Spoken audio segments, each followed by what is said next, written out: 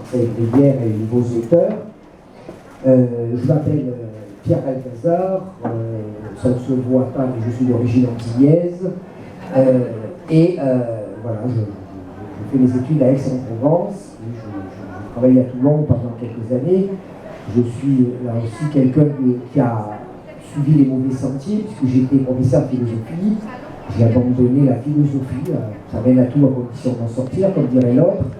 Et j'ai fait des événementiels avec TF1, notamment sur les tournées de grands concerts comme Alain Souchon, Michel, Johnny Hallyday, Madonna, enfin, etc.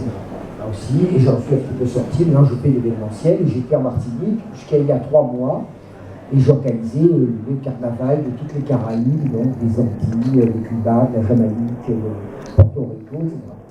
Et comme il y a une vingtaine d'années, 25 ans exactement, j'avais fait la rencontre avec M. Giron, voilà. Et comme c'est quelqu'un que j'apprécie beaucoup, on s'est retrouvés et il m'a proposé de venir participer à la fête du livre.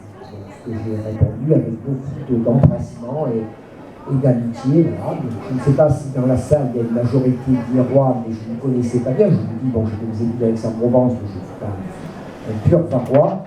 Vous avez une ville, pas belle, vous avez une ville superbe. Donc voilà, je tenais à dire, c'est magnifique. Donc, voilà, les présentations faites, évidemment vous les connaissez déjà, mais vous présentez aussi les intervenants.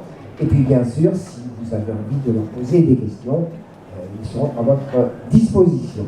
Donc, celle qui bavarde, Marie-Claire Zaviego, qui est responsable des livres d'artistes à la médiathèque d'hier. À ses côtés, Franck May, qui est le directeur de la médiathèque, qui est le conservateur en chef de la bibliothèque.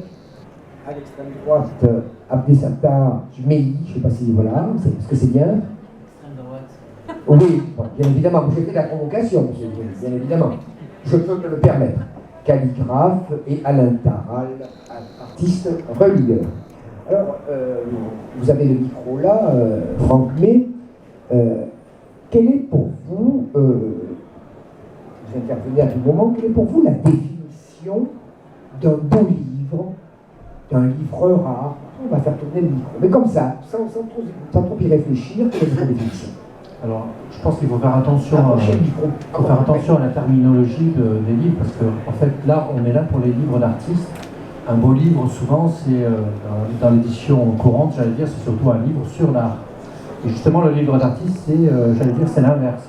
C'est déjà une œuvre d'art en soi qui prend la forme d'un livre. Donc, on inverse le paradoxe.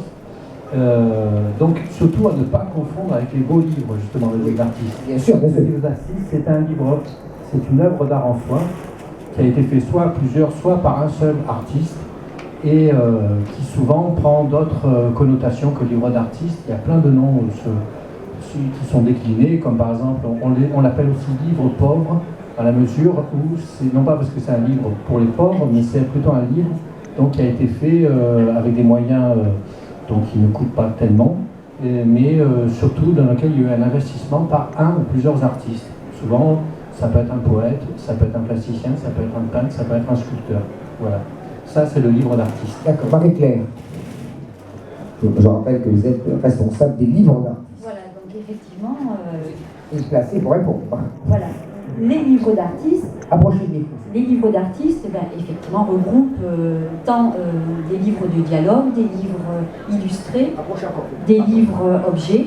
Donc vous avez dans l'exposition quelques livres objets. Donc là, on est vraiment dans la création la plus totale de 2 artistes. Souvent, ils sont 2, effectivement, qui vont s'approprier un espace commun, c'est-à-dire le livre, mais pas forcément le livre tel que vous l'imaginez, c'est-à-dire le codex. Ça peut être, c'est un champ de liberté total, c'est-à-dire que si c'est une sculpture, ça ne ressemble plus du tout à un livre, mais on dit quand même un livre d'artiste. Donc, c'est la rencontre entre le texte et la création artistique. Voilà. Je pense que dans l'exposition, si vous l'avez vue ou si vous allez la visiter, vous allez voir, on part du livre illustré, c'est-à-dire la poésie qui parle, qui répond à la peinture, ou à un autre art plastique, pour en arriver au livre-objet, c'est-à-dire là aussi la rencontre, la création un ou deux artistes véritablement. On va avancer dans la conférence d'un fur et à mesure. Gardez le micro. Alain Taral, vous avez le micro à côté de vous, donc vous êtes artiste relieur. Le livre, quand je vous dis le livre, qu'est-ce que vous répondez?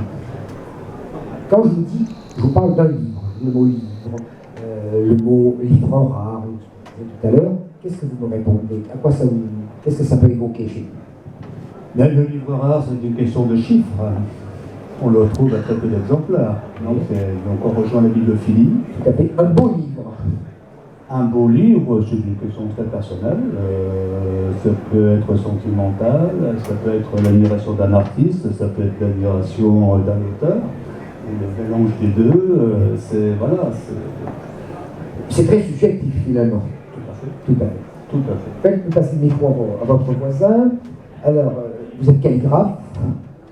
Alors, une première question, qu'est-ce que là, alors, évidemment, je me suis renseigné, ne vous inquiétez pas, mais comme ça, je vois un petit peu les candides, qu'est-ce que la calligraphie? Alors, d'abord, bonjour à l'auditoire. Le mot calligraphie, en fait, je préfère parler de photographie, parce que la photographie, il y a photo et graphie. Photographie, c'est dessiné par la lumière. Calligraphie, c'est dessiner, donc avec les lettres, mais avec des calames. Donc c'est la graphie du calame. Et c'est plutôt la trace qu'un bout de roseau transformé en un outil de calligraphie. C'est un outil millénaire, ou 3 fois millénaire, et donc qui dessine pratiquement des silhouettes, qui donne une dimension et une profondeur, au point où on oublie complètement le sens même du mot. Donc on est dans quelque part la transcendance. Et pratiquement c'est une invitation à aller au-delà du mot. Et ça c'est un vrai voyage que la calligraphie propose donc au regardeur, c'est le terme, qui se pointe devant une œuvre. Donc voilà par définition le mot calligraphie. Et là je regardais le micro parce que j'ai trouvé cette citation très belle. Vous dites « Je parle avec ma main, tu écoutes avec tes yeux et nous nous comprendrons ». Alors, dans ma nature, j'ai la soif de parler. Mais en fait, le seul moment où je m'interromps, c'est quand je commence à calligraphier. C'est un moment pratiquement de recueillement où la main parle au moment où il y a le silence. Et derrière tout ça, il y a cette espèce de culture, de silence. L'œil admire, tous les sens sont en effervescence. Et il y a l'absence de la parole. Donc finalement, c'est un art où le silence devient parole. À quel moment vous avez découvert la calligraphie? Très jeune? C'est une profonde question. Comment? C'est une profonde question. Parce qu'en fait, c'est ce que j'ai dit à notre ami Alain Taral hier. Mon premier livre d'artiste, je l'ai fait à 6 ans. Quand ma mère, qui n'a jamais été à l'école, elle partait au marché faire ses courses. Et quand elle rentrait à la maison, comme on n'avait pas de télévision, on n'avait pas de radio, donc ma mère ramassait les bouts de presse qu'elle trouve par-ci, par-là, donc de la presse tunisienne. Et elle rentre à la maison avec ses bouts de presse et elle me demande de lui lire ce qu'il y a dans ces fragments de presse. Donc, en absence d'image, je prenais tous ces fragments de presse et je fais un lien particulier, donc qui met à mon âge, à 6 ans, je dessine une borouette, je dessine des maisons, et j'essaie de construire une histoire à ma mère que je raconte. Et c'était pratiquement mon livre d'artiste que j'ai fait avec quelqu'un qui n'a jamais été à l'école. Donc voilà, c'était cette... Mais ça, c'est un souvenir d'enfance. Je pense que tous, on est habités par quelque chose dans l'enfance qui petit à petit grandit, on ne le voit pas grandir. Si je vous dis qu'il est essentiel pour l'individu, vous parlez de l'enfance, mais à tout âge, c'est l'imaginaire. Vous serez d'accord avec moi? Oui. L'imaginaire est extraordinaire et il est vrai que moi j'ai la chance aussi d'avoir monsieur Alain Taral qui a pas mon extrême droite mais juste avec mon extrême donc il est vrai que quand je vois son travail il y a effectivement un sens à l'imaginaire et l'imaginaire prend tout son élan parce que j'ai passé 2 jours en face de moi des œuvres de monsieur Taral et j'ai voyagé en même temps que je calligraphie, donc vraiment il y a un réel osmose et oh combien c'est fascinant de voyager à travers l'œuvre d'un autre parce qu'on s'oublie et je pense que c'est l'exercice vraiment extraordinaire.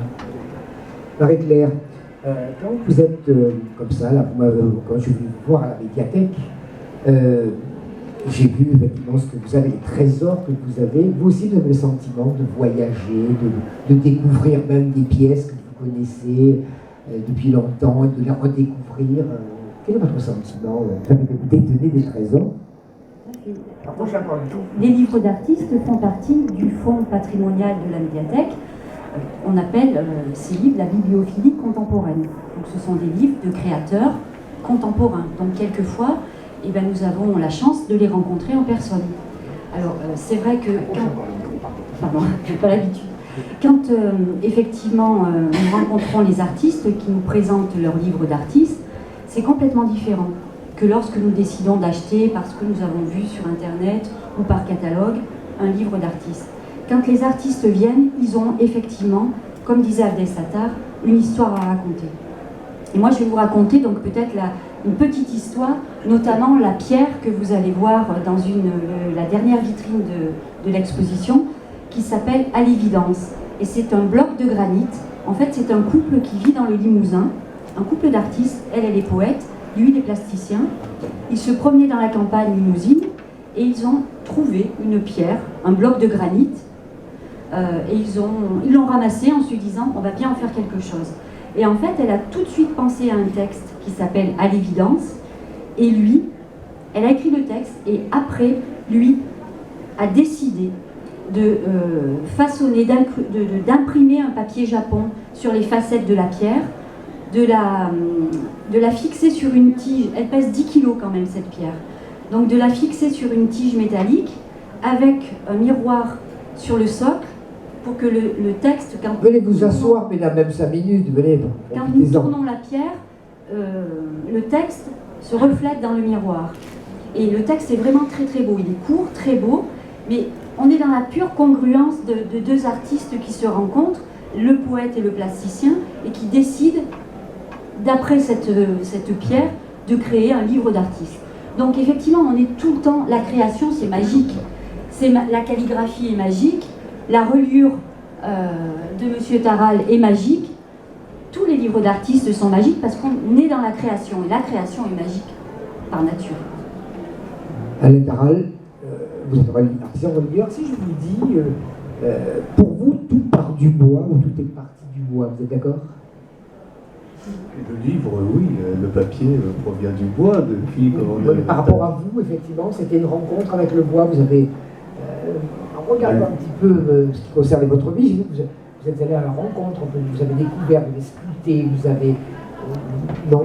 Mais mon voyage professionnel dans la reliure, je le fais à travers le bois, je vais dans le bois.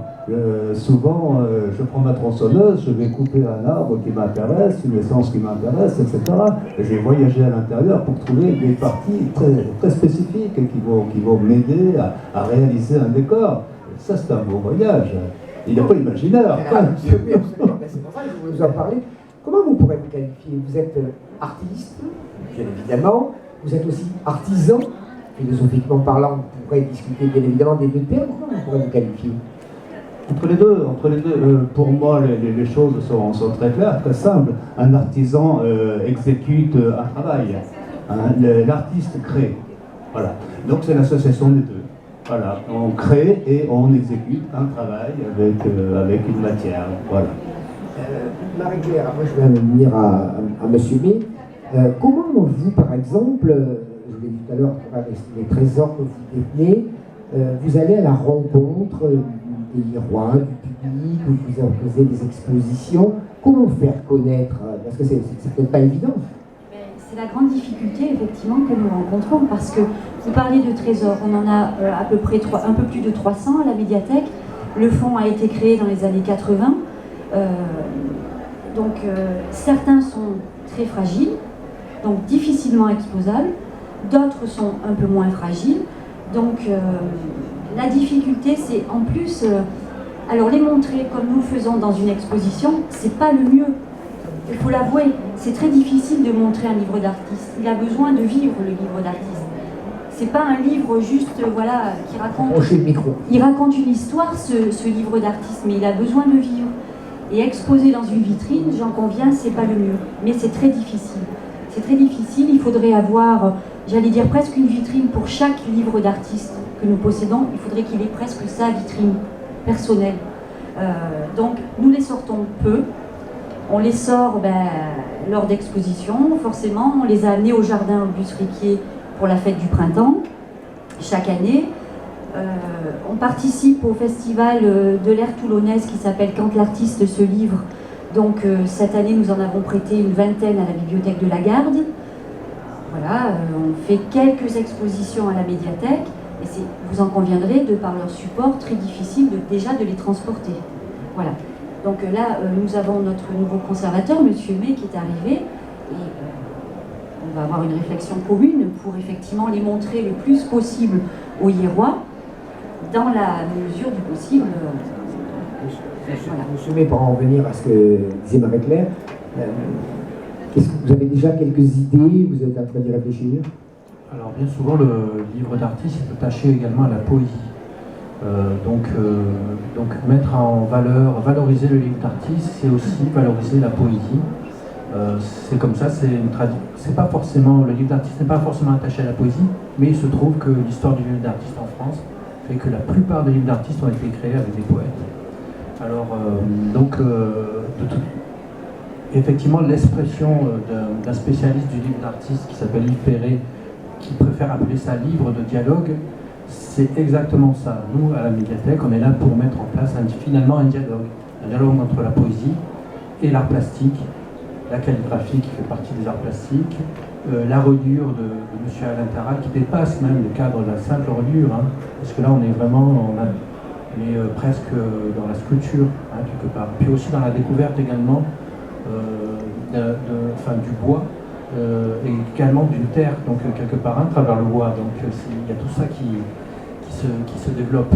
Et puis bon, ce qui est paradoxal, c'est que le livre d'artiste, c'est un peu un retour du livre d'enluminure du Moyen-Âge, quelque chose comme ça, à une époque où on est dans une époque dans l'ère numérique, vous voyez. Et d'un seul coup, cette réalité qui se virtualise de plus en plus, elle devient de plus en plus concrète avec le livre d'artiste. C'est aussi ce retour-là, ce retour au livre à proprement parler, même si ce livre atteint d'autres formes, hein, puisque là, tout à l'heure, donc Marie-Claire va vous faire visiter, si vous le souhaitez, donc l'exposition, elle va vous montrer les différents types de livres d'artistes, même si ce livre d'artiste peut atteindre le nom de livre-objet, donc c'est-à-dire que ça dépasse le cadre du livre à proprement parler, on atteint presque le degré de sculpture, voilà. La question est là pour Marie-Claire comme vous, monsieur le directeur. Comment, à votre avis, comment perçoivent les visiteurs, comment perçoivent les gens justement ces œuvres d'art, avec respect, avec crainte, avec circonspection, ils sont un petit peu déroutés. Ça aussi, c'est peut-être un problème d'éducation, un problème d'information, tout au moins. Les artistes qui sont ici pourront aussi répondre, mais moi qui ai une certaine expérience à ce niveau-là, effectivement, comme disait Marie-Claire, c'est pas évident. Parce que finalement, un livre d'artiste, on aurait envie de le toucher. On aurait envie de regarder, de tourner les pages. Or, c'est un livre très fragile, qui demande beaucoup de prudence, et bien souvent, on le retrouve derrière une vitre. Voilà. Alors, on est obligé de faire avec, hein, finalement. C'est un rappel aussi donc, au fait que cet objet-là est concrètement là, finalement, et qu'il faut faire attention en tant qu'œuvre d'art. Mais il faut faire de la médiation, finalement. Hein. C'est quoi la médiation? La médiation, c'est quelque part, par exemple, si c'est un livre d'artiste qui inclut de la calligraphie, pourquoi pas faire des ateliers de calligraphie? Si c'est un livre d'artiste qui inclut de la poésie, on fait des lectures autour de la poésie. Tout ça, c'est de la médiation, c'est une découverte, comme quoi autour d'un livre, qu'on appelle livre d'artiste avec un S, des fois, hein, bien souvent, on fait venir tous les artistes.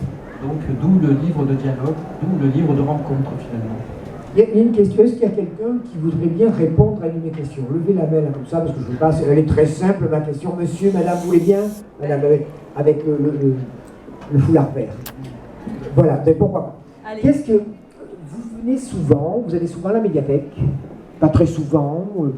Quand j'habitais encore ailleurs, la plupart du temps, j'y allais souvent, oui. Oui, d'accord. Mais donc vous y alliez souvent? Ah oui. Voilà. Est-ce que vous pouvez comprendre quelquefois que, justement, les gens... On a fait une étude récemment disant qu'il y avait beaucoup de gens, alors peut-être défavorisés, mais je ne veux pas rentrer dans cette politique-là, qui n'allaient pas souvent au musée, qui n'allaient pas souvent à l'opéra, qui n'allaient... Alors je pense que c'est pas une question simplement d'argent, c'est une question de formation, d'éducation, de goût. Qu'est-ce qui vous a donné, vous, le goût, par exemple, d'aller à la médiathèque? C'est le goût des livres? C'est par éducation? C'est une question très intéressante. Il se trouve que je travaille sur ces thématiques aussi, mais dans un autre domaine. Pour moi, parce que la question, c'est vraiment pourquoi moi, ma personne, Tout à fait. va à la médiathèque. Est-ce que vous entendez, madame, là, par contre, ça va? Pas bien. On va peut-être, venez, madame. On va vous passer le micro. Si je peux s'arrêter. La réponse est très simple. Hein. Ça remonte à la petite enfance. Allez-y. Allez-y. Pour moi, la réponse est très très simple.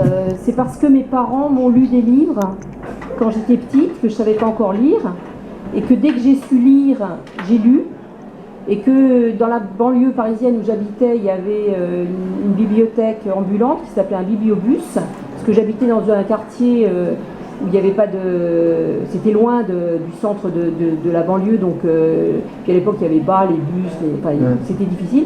Et la bibliothèque se déplaçait chez moi, en bas de mon immeuble, il y avait un bibliobus qui venait, et que dès l'âge de 7 ans, je dirais, j'ai commencé à lire tout ce qui me tombait sous la main, et donc voilà pourquoi, moi personnellement, je ne peux pas vivre sans lire. Je lis tous les jours. Si je ne lis pas, je meurs. Peut-être, madame, le micro à côté, madame, un petit mot comme ça. Et vous, quand on parle de... Alors, livre d'artiste, beau livre rare, etc.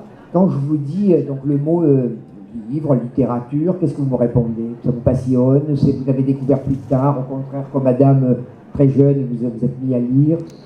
Je pense comme madame que j'ai vécu dans une famille où le livre était présent, qu'ensuite j'ai eu la chance de pouvoir faire des études, que j'ai pris goût effectivement à la fois à la littérature, à la fois à l'objet, et qu'à ce propos je ferai juste une petite parenthèse pour rappeler simplement les Lagarde et Michard, pour dire qu'en fait ils avaient inclus donc en plus de la littérature la peinture, et qu'ils nous ont permis au fil des siècles que nous suivions d'emmagasiner donc cette culture picturale additionnée à la culture littéraire. Et ça c'était quelque chose de beau, et je trouve dommage que et la musique aussi. Et je trouve dommage que ce soit zappé aujourd'hui. Enfin, c'est vu différemment par le numérique, mais c'est un petit peu dommage. Voilà. Juste garder le micro, une question là encore importante. Qu'est-ce que vous auriez envie de dire aux deux artistes là, ou quel message? Parce qu'ils sont là. On pourrait dire à d'autres, bien évidemment. Voilà. Donc qu'est-ce que vous attendez d'eux finalement? Qu'ils continuent comme ils ont commencé, c'est fabuleux. Allez-y, au contraire, non, c'est bien, c'est très vivant. Je suis désolée, j'ai pas assisté au début. Approchez encore un peu plus le micro. Je sais ce que fait M. Taral parce que je le connais, mais je ne sais pas ce que fait monsieur. Calligraphie. D'accord. Moi je dirais, ne restez pas dans la médiathèque, allez là où sont les gens qui ne vous connaissent pas. Il faut sortir des lieux culturels. Il faut que la culture aille parce que vous voulez dire par là qui ne viendront pas à la médiathèque. Parce que pour eux, c'est un endroit trop compliqué, trop sérieux, où il y a des gens pas comme eux qui vont, ils n'iront pas. Il faut que la culture sorte des lieux culturels et aille là où les gens qui n'ont pas de culture se trouvent. Ça rejoint ce que je disais tout à l'heure par rapport au musée, l'opéra, tout ça, les gens... alors, il faut qu'ils sortent. Oui. Il faut aller à la rencontre des publics qui ne viendront pas, de toute façon. Madame, prenez des photos, vous voulez me faire passer le micro? Je ne peux pas tout faire. Hein.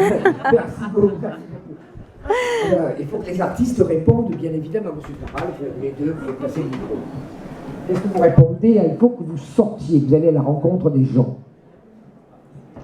On essaye de le faire, mais je voudrais revenir un petit peu en arrière. Il y a 20 ans, 30 ans, les artistes étaient confinés dans leur atelier. Ils n'en sortaient pas. Et les collectionneurs, bien ou pas, votre ami? Pas bien du tout. Les collectionneurs se les appropriaient, se les cachaient, ils les faisaient travailler très bien, ils gagnaient bien leur vie. Mais à cause de cela, ils ne sortaient pas. Maintenant, ils commencent à avoir faim. Les collectionneurs, ils commencent à disparaître. Donc, ils sortent maintenant, ils se montrent. Des expositions, il y en a dans des lieux souvent très différents. On en voit dans les banques, dans des institutions, dans des... Non, ça commence à prendre chemin. Mais c'est long, comme toute chose, une certaine inertie. Merci. Moi, je souhaite rebondir sur 3 points. Le premier, c'est de madame qui a un joli foulard bleu et en point blanc. Par rapport au livre, Bien, mes parents n'ont jamais été à l'école, tous les deux sont illettrés, mais j'ai eu la chance d'avoir une maman qui a toujours été fascinée par les livres. Alors ma mère était brodeuse. Quand tout à l'heure j'ai raconté donc l'histoire des boulots, mais l'histoire ne s'est pas arrêtée là, parce que ma mère, pour me récompenser, donc elle m'a toujours amené un livre pour que le soir, quand elle termine donc sa broderie, il faut que je l'accompagne. Donc il n'y a pas de radio ni de télévision, donc je suis quelque part un peu un accompagnateur à ma mère. Et elle me ramène un livre que je dois lire. Le problème, c'est que j'ai toujours des livres qui n'ont jamais été écrits en français. J'ai lu des livres après, avec l'âge, j'ai découvert que c'était en anglais, en japonais, en chinois, en allemand, et qu'à mon âge de l'époque, j'avais 7-6 ans, donc je n'arrivais pas à lire. Donc j'inventais mes récits à moi-même.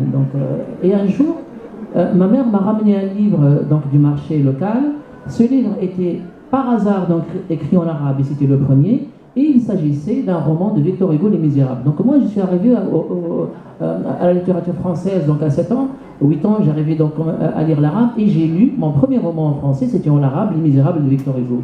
Donc ça, c'était pour répondre d'une certaine façon à votre question sur le livre. Et je trouve aujourd'hui, le livre me rend énormément service parce que c'est une fenêtre ouverte sur le monde. Deuxième point, par rapport à ce que madame vous dit, c'est un danger, si on va dire qu'il ne faut pas aller à la médiathèque. Mais vous savez, là, vous posez quand même deux questions, parce que là, je ne suis pas le calligraphe qui vous parle, parce que je suis médiateur culturel d'art contemporain également. Et donc, je fais partie des médiateurs culturels de France. Donc, j'ai la chance d'être dans des expositions donc, que la France organise pour justement accompagner les publics en tant que médiateur culturel pour ramener ce qu'on appelle une parole singulière. Parce qu'il s'est avéré que les gens donc, dans un musée, ils n'ont pas ce courage de dire je ne sais pas, je ne connais pas, Picasso c'est pas mon truc, donc les gens sont inhibés par ce que j'appelle ces grands paquebots. Et du coup, donc, le métier de médiateur culturel consiste à provoquer cette parole enfouie qu'on appelle dans le jargon artistique la parole singulière. Donc il faut entraîner la personne à dire ce qu'il pense de cette œuvre, d'être soi. Et ça, c'est la première des choses dans une démocratie. Alors, c'est une structure comme la médiathèque. Nous, on ne va pas s'intéresser à une médiathèque qui a un rôle et des missions à remplir comme service public. C'est grâce à elle qu'elle va être le garant pour sauvegarder, pour protéger, pour susciter les intérêts donc, du public pour venir à la découverte. Donc on a besoin de ce type de structure et de ces professionnels. Troisième chose, et je termine par rapport donc, au livre et à l'imaginaire du livre. Tout intéresse l'artiste et on évolue tous les jours. Et c'est très prétentieux de dire on connaît. Au contraire, quand il y a ce type de rencontre, on se nourrit des remarques donc des visiteurs, on se nourrit de petites réflexions. Et je trouve que l'imaginaire de l'œuvre, une fois qu'il est terminé, il n'appartient pas à l'artiste. Il appartient à celui qui le regarde parce qu'il va le nourrir d'une certaine façon à une expérience personnelle. Donc en fait, l'œuvre grandit et change donc d'un visiteur à un autre, donc d'une séquence à une autre, d'une exposition à une autre. Voilà. Monsieur B. Oui. Moi, je comprends tout à fait ce qu'a dit la dame. Hein. Je pense que je partage la même idée, sauf que comme je m'occupe quand même d'une médiathèque, c'est le contraire que je voudrais. Je voudrais que, effectivement, là, à l'heure actuelle, il y a des grosses mutations au sein des médiathèques, surtout, hein, qui fait que il faut les ouvrir plus, quoi, parce que c'est là le problème, quoi. Il ne faudrait pas que la médiathèque, ça devienne un lieu sanctuarisé, comme ça a pu l'être à une certaine époque. Et là, on parle de troisième lieu, on parle de médiathèque hybride, on parle de... Voilà. Et c'est-à-dire des lieux de vie. Là, c'est vrai qu'on a constaté, surtout dans notre monde, alors la fameuse mondialisation, vous voyez, en fait, la mondialisation, ça ne favorise pas forcément la rencontre. On sait qu'on rentre dans une ère, j'en reviens à l'ère numérique, on a tous Internet chez soi. J'ai entendu dire, de toute façon, à partir du moment où j'ai Internet chez moi, quoi ça sert que j'aille à la médiathèque? Parce que j'ai tout, de savoir... Mais le problème, c'est que quand on a Internet chez soi et qu'on ne veut pas sortir, où c'est qu'on va se rencontrer? Alors c'est vrai que les bibliothèques, les médiathèques, ils doivent devenir un lieu qui permet de se rencontrer, ou pas d'ailleurs, ou moins qu'on puisse sortir de chez soi, un lieu où on sorte de chez soi. Voilà. Et un lieu neutre où on n'a rien à demander à personne. C'est vrai que par exemple, si je me compare à un musée, quand on va à un musée, on achète le billet pour entrer, voilà. Dans une médiathèque, une bibliothèque, non. On rentre, on sort. Voilà. Et ça devrait être comme ça. On rentre, on sort et on fait ce qu'on veut, dans la mesure où, bien entendu, on respecte la civilité normale, publique.